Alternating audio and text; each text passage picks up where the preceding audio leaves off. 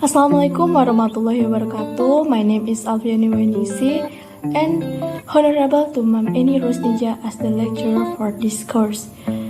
So today I will explain about implementation literature in teaching vocabulary. Before I explain about the main topic, we must know the meaning of literature and vocabulary first. Literature, deriving from the Latin litera, a letter of the alphabet. Literature is first and foremost humankind's entire body of writing. After that, it is the body of writing belonging to a given language or people. Then it is the individual pieces of writing. Literature is a form of human expression, but not everything expressed in words, even when organized and written down, is counted as literature. Thus, writing down is counted as literature. Thus, writing that are primarily informative, technical, scholarly, journalistic will be exempt from the rank of literature by most, should not all, critics certain form of writing. However, are universally regarded as belonging to literature as an art.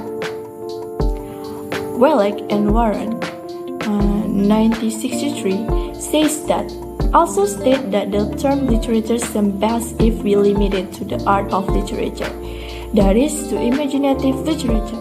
Literature is also produced by the imagination of the author. Literature is not just a document of fact. It is not just a collection of real events that might happen in real life. Literature can create its own world as a product of the unlimited imagination. Next is vocabulary.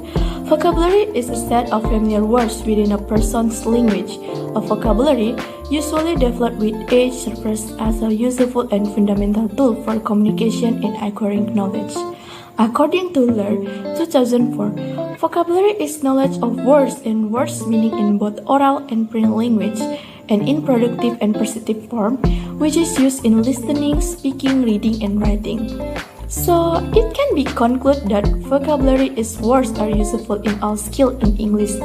Even in productive and perceptive form, it shows that vocabulary is the key to achieve all skill and it the basic unit in a language.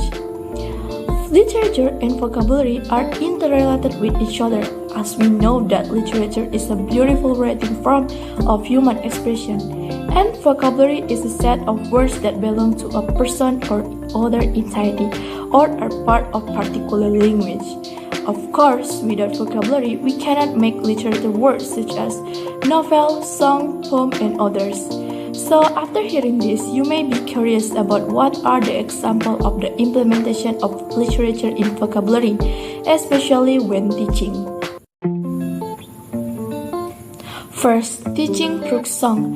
In the 2013 curriculum applied in Indonesia, the government provides a book for student and teachers. Book is used to guide teaching activity in junior high school. In the student book for the 7th grade, it is completed by song lyric in each chapter. Song lyric in each chapter make the student interested in learning English. The correlated song lyrics and vocabulary bring an advantage in teaching English. There are two reasons of suggesting music or song as a media in language instruction.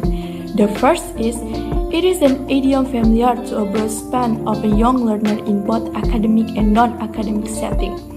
The second reason, that music or song represent quite a different in life than do the other mass media, is that the learning of song pushes the top of the priority list. One can utilize song as presentation content, as reinforcement material, as vehicle through which to teach of all the language skill, and as a medium through perfect and modern life.